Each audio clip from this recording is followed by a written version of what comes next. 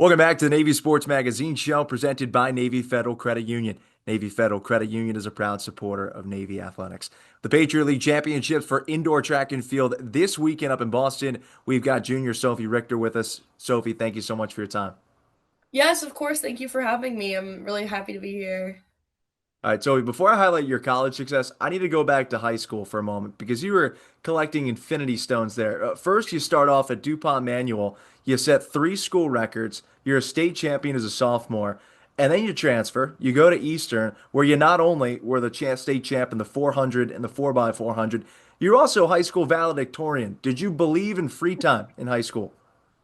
That's really thank you for the wow. That's a good background check. Wow. Yes, I know I had no clue I was gonna be that successful in track. I started when I was in like first grade, and I was kind of one of those kids that did like every sport. So I've literally done like ballet, soccer, everything under the sun, and I always stuck with track. And so I would just, like play a sport and quit, and every once in a while, but I never quit track. And I didn't think I would like get that far with it. I didn't start running the 400 until I was like a sophomore, freshman or sophomore. So it was kind of new to me, and I just wanted to see like how far it could take me. But no, I had no clue that I was gonna be where I was today. But I'm really thrilled and excited to see what I can do next year too. So the rest of this year. But yeah. Well, those accolades landed you here at the Naval Academy, not just again for what you did on the track, but also what you do in the classroom. Why is your academic success so important to you? Um, I think that one of the reasons that I wanted to come here was because I wanted to push myself academically.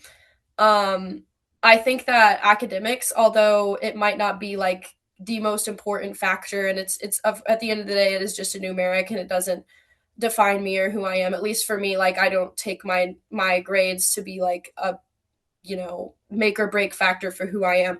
But I do try to take them seriously, and that's why I ended up picking a school that I thought was more academically rigorous because for me, I think that being able to develop skills to problem solve and work your brain in different ways. Like for example, I'm in electrical engineering right now, and I want to be a marine. I don't think that I'm ever going to use that. But I was talking to my teacher about it because I was getting frustrated. I was like, "Oh, why do I need to learn how to do this, sir?" And he said, "For the reasons I just said, it's great for problem solving skills. You need to be able to be quick on your feet and look at a problem and not know like." Have any guidance and figure out how to do it. And I think that having that challenge with academics can help me a lot in the fleet and help me be a better officer, which is at the end of the day my goal. So Well, let's talk about this hurdle you're looking to get over at Patriot Leagues because you win it in the 400 your freshman year. You finished fifth last year. What's driving you to come back out on top in the 400 this year? um I think my I've been doing pretty well this season. And I think the biggest difference, honestly, is not have to do with like I don't think that I've changed, like I don't think that I've had like a big difference in like gaining a lot more muscle or having a lot more strength or stamina. I think it was just a total mindset shift. I think last year, because of my plebe year, I don't know if you knew, but like I had this like really huge injury that kind of offset my entire college career with track. And I didn't think I was ever going to be able to run again. Um, and so I kind of came back into my sophomore year, kind of feeling a little bit cynical and down. And I was like, oh, I'm never going to be able to get back. And I kind of like almost leaned on that for whenever I wouldn't do well, I'd be like, it's because of this. And I'll never get to where my teammates that are better than me are. And so this year I was like, I'm not going to do that. I'm going to go in and I'm going to tell myself that I can do this. And um, I'm not going to try to focus on a specific time. I'm just going to go in and try to run my best and enjoy the sport because it's been a while. It had been a while since I had like, kind of found pleasure in the sport. It was almost like a burden or a chore for me. And I wanted to try to like find the love for it again. And I think that's what I was able to do this year. So I think that's definitely like an advantage for me going into it is that I think that I have a lot better mindset, which will in turn make me more confident this Saturday, hopefully to win. We'll see. Yeah, I can't even fathom what it's like to come back from an injury to that degree, especially given your specialty is the most physically demanding race there is, being the 400 meter. How have you been able to get yourself back into shape to be at the top of the league once again? It's been a challenge for sure. I think that young last year. With that injury, I was not able to do a lot of the precondition, like the preseason conditioning in the fall, where you would do like the hills and all of that, kind of crappier workouts to get you in more, whipping you more in shape. And, um, but I think this season, um, having my teammates for sure. Like if it was not for my teammates and my training partners, I don't think I would be where I am today. Both this last year and this year, I think that I've been very grateful to have such an amazing group of individuals that I've been able to surround myself with here.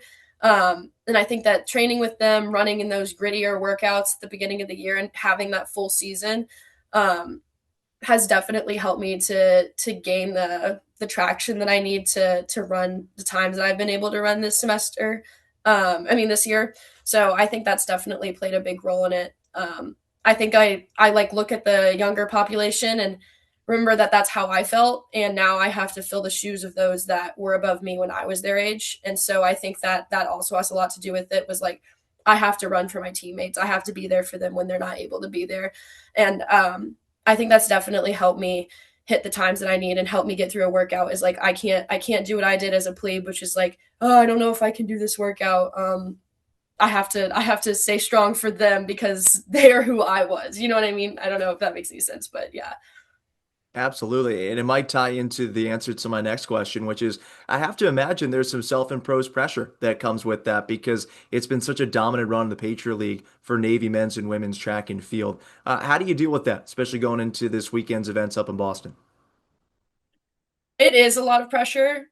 I do feel like as one of the not only as like one of the oldest members of the team, because it is a very bottom heavy team. I would say we have a lot more freshmen and sophomores than we do have juniors and seniors, especially in my event group with the 400. Um, Sometimes I do feel like the pressure is on to kind of um, to kind of get everybody where they need to be, and my coach will always be like, you need to go get them ready and you need to motivate them and all this stuff. So on top of me trying to warm up for everybody, I'm trying to get them hyped for this 4x4 that's the end of me after they've already done like 3 events. And I'm the same boat, and I have to, I can't be in their position, which is for them probably moping and figuring out like, oh, how am I going to do this, because that's what they're doing. I can't be like that. So it has been kind of a lot more pressure, especially since having two of our like greatest 400 runners graduate this past year. But I just try to lean back on what they did with me, which was exactly what I'm trying to do. I'm sure I'm not doing as good of a job as them, but they would always just be like, you can do this. And I know you can, because if you look at your numbers since high school and you look at your numbers since you were a plebe, like you have the capability of doing this. And I know you can. And so I just try to instill that in them too and give them the confidence that they need, which in turn helps me, because if I listen to myself, I'm like, I can't be saying this and then not believe it myself. So I think positive self talk has been very helpful this season. Well, you've certainly been giving some younger mids plenty of direction this year. I want to know if you could go back in time and give plebe Sophie Richter one piece of advice, what would it be? Um,